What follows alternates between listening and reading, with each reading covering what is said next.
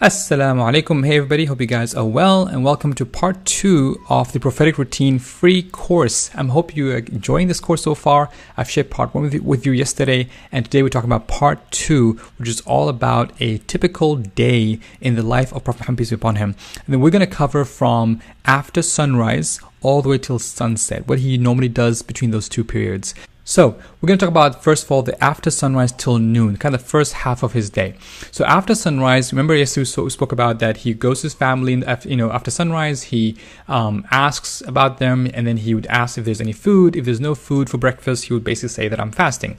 And then he would come back to the mosque, and this is normally where his official day starts. This is where delegations arrive to meet him. People come, ask their questions, and basically people have that kind of official time with the Prophet where they can sort of, deal with the issues of the city or issues with different nations, different tribes, and how he interacts with them.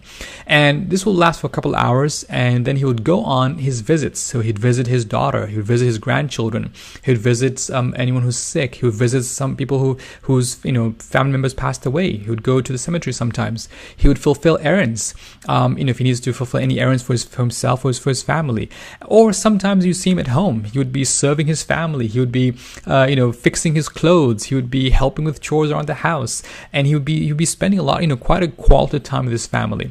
During this time between sunrise and noon, he was also sometimes pray this optional called forenoon prayers or duha prayers, and these are optional prayers where he does praise them again middle of the day. These are not part of the 5 daily obligatory prayers for that Muslim has to pray, but these are optional prayers that he does between sunrise and noon, and he performs them, and he was very regular with them as well. And then just before noon prayer, kind of the official noon prayer, he would take a nap. Again, pause here. The most influential man in history, the man who has over 1 billion followers, took time to nap. Just let that sink in for a minute before we talk about how this will implement how you can implement this in your life, basically. So that's after sunrise till noon. Now the second half of the day, well, afternoon, when he wakes up from his nap, he'll pray the noon, the Dhuhr prayers in congregation with his companions, and then sometimes, even if it's not a Friday, he would give a sermon. Normally, something that's either important or something that needs to be sort of delivered to the whole community. And you notice that he would give the sermon after noon prayer, and the reason why he chooses this particular prayer is because most of his companions have already had a nap, so they are very, very fresh. Now, again, as a leader, if you're a leader in your organization, this is something to think about. When is my family members? When are my team members at their best selves, when they are fresh? Do I give them a meeting early in the morning when they just walk in and kind of late, or late in the afternoon, 5 o'clock, about to leave? You kind of choose the time when is most appropriate for your team members. And he used to do that. The Prophet, peace be upon him, used to do that. He used to give his sermons afternoon prayer if needed. Now, he also used to, after the noon prayer, spend more time with his family and friends, always spend time with fulfilling errands, and then till the afternoon prayer, which is called the Asr prayer. Again, this is the third prayer, the third official obligatory prayer of the day for the Muslim. So he'll pray that in congregation in the mosque, and then after Asr prayer, after this afternoon prayer, that's when this is a strictly family time, because again, most of his companions, everyone's kind of like rushing after the afternoon prayer, basically preparing their meals for the dinner for the evening. Remember, the afternoon prayer takes around 4-5 p.m., which is a couple hours before sunset, and there are no street lights in Medina in those times. So you have about a couple hours of sunlight left before everything goes really, really dark. So everyone's kind of rushing to close their shops, close their fields, and prepare dinner before it gets too dark to do anything.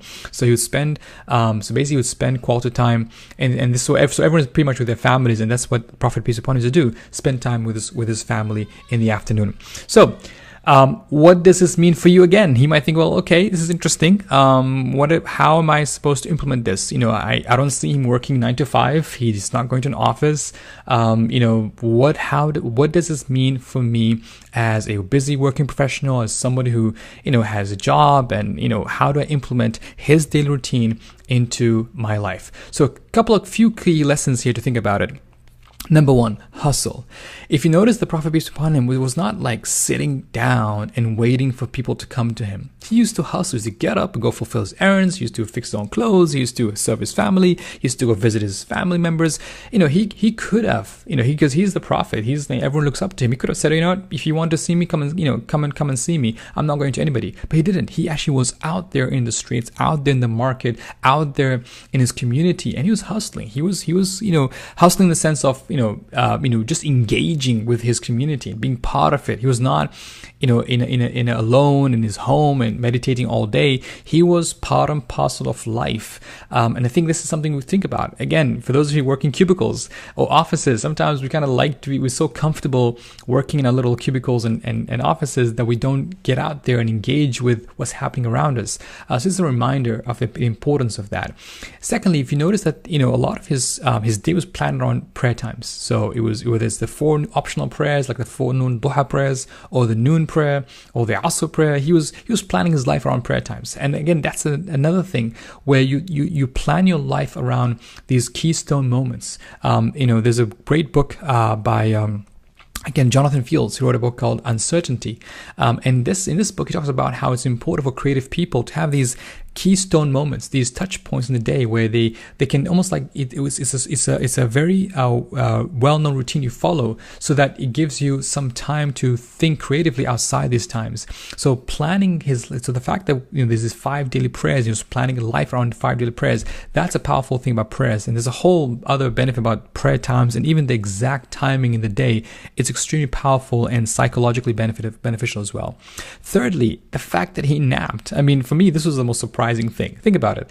The man who is sent to save humanity, the man who has the most important job at that time, which is to deliver God's message to mankind, he's busy. He's got family, he's got companions, he's got people wanting to assassinate him. He's got a lot of things on his head, but he took time out to nap. And it shows you the power of power and how natural it is. We live in a very unnatural state of mind these days, where we feel like naps are for babies or just for old people. In fact, naps are so powerful, so important, that it needs to be part and parcel of our lives. Fourthly, he had this, what I call, mind like water. What I mean by this is that sometimes he would be out to go fulfill an errand, and then someone would stop him and would ask him a question, or would take him on a detour, tell him things. And he would not be stressed about these interruptions. It's not that he would say, sorry, I'm busy. You never hear him say, sorry, I'm busy. Or you never hear him say, even people around him, think about it, his family, his kids, his grandchildren, his friends, his companions, no one says, prophet of God, you're just so busy, we can't even find you. He was available, he was present, he was there for them. He had this mind like water. He was not stressed when someone interrupted him. And that's powerful, and that's really, really hard, by the way, because a lot of us, especially for those of us who are very, very productive and very, have a very strict schedule, if someone interrupts us, we get really annoyed, we get really upset. But having a mind like water can be very, very powerful and very helpful as well.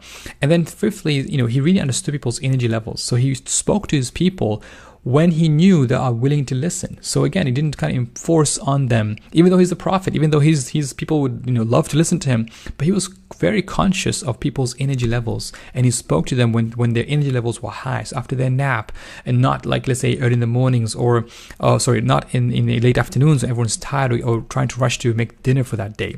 So these are the key lessons. So what are the practical tips we can get from this? Number 1, get important stuff done first thing in the morning. So the Prophet's most important meetings, most important discussions happen right after sunrise in his official meeting time. So think about having those important calls, important meetings before, or getting those important things done before your day starts, before the official time. So this can be great. So if you can able to somehow move your calendar around, block that first couple hours in the morning to get important stuff done. Now, sometimes it can be meetings. Maybe a meeting is the most important thing of the day, but block time out first thing in the morning and make it a priority. Number 2, have a rotating schedule to meet different people one-on-one. The Prophet, peace be upon him, he would see that he would, on different days, would visit different people. So he maintained those relationships. So think about that for yourself, whether at work, whether at home. Have a schedule, some kind of rotating schedule where you kind of meet X number of people, X people, on certain days and have that one-to-one. Could be, you have lunch with different people different days. It could be you call different relatives on different days. But the idea is have a rotating schedule, so you're always maintaining these relationships and you're always nurturing these relationships, because nurturing relationships has been linked to living a longer, healthier, happier lifestyle. So having this, ensuring that you always maintain relationships and even having a rotating schedule can be very, very powerful. Number 3, plan your day around prayer times. Having the 5 daily prayers is very, very powerful. We have dawn, noon, afternoon, sunset, and evening prayers. Plan your day around prayer times, and don't get too attached to your plans, meaning that outside your prayer times, which is probably the most important thing you need to do if you're praying the 5 daily prayers, is, sometimes things happen, right? You have a great plan for your day, but things happen. Your kids get sick, your boss calls you in for an important meeting, and we get stressed when people sort of throw our plans out of the window. But having like that mind like water, where you're not attached to the outcome, you plan, you put structure, you try your best, but you're not attached to your plans, that can be very, very helpful. In fact, sometimes I personally see that when my plans get derailed slightly, I see them as actually a positive thing. I see them as that, hey, I've tried something, it's not working today, well, I can do it tomorrow, and I don't stress about it. I feel like maybe, I need 24 hours to think more about this, what I was supposed to be doing. So think about this plan as part of it's called pre-procrastination, where sometimes you kind of on purpose delay getting things done so that you allow it more time to kind of mull over it and think about it for a couple of days before you actually do it. So don't get too attached to your plans. Number 4, schedule naps, whether it's just 20 minutes, half an hour, or a couple of hours, doesn't matter. Schedule naps, make it part and parcel of your day. 20-minute nap is all you need to at least power you through the day. If you can do longer, that's great, but if at least 20 minutes, and hey, no one's going to stop you taking 20 minutes break. People, take 20 minutes break to smoke. People take 20 minutes break to use the bathroom. So no one's going to stop you to take a 20 minutes break to take a nap. So just go ahead and take that nap. And if you really, really are scared of your boss or somebody getting sort of, firing you for napping. Honestly, I used to work in a corporate environment. I used to go nap in my car. Just make sure the windows are open so you don't suffocate inside your car. But nap anywhere. Nap in the park, nap in the bench, nap in the mosque, nap anywhere. They're very, very powerful. Finally, if you're leading a team, read people's energy and schedule your meetings accordingly. Again, don't be that boss who's is not aware of the people's energy levels, and really think about when is the best time to have meetings. When is the best time for me to talk to my team? When are they most alert? When they're most focused? When I can have the most energy, and I need to be and they're top of their game, so that we can have a great meeting. And instead of having meetings at times when they're feeling sleepy. Again, practical tips from the life of the most influential man in history, and I would love to hear from you. So what did you learn today? What is it from the Prophet's day? What habit, what routine will you start implementing? Share in the comments below. And guess what? If you love this course, if you love this free course, just share with family and friends. There's a social media icons right below here of this video.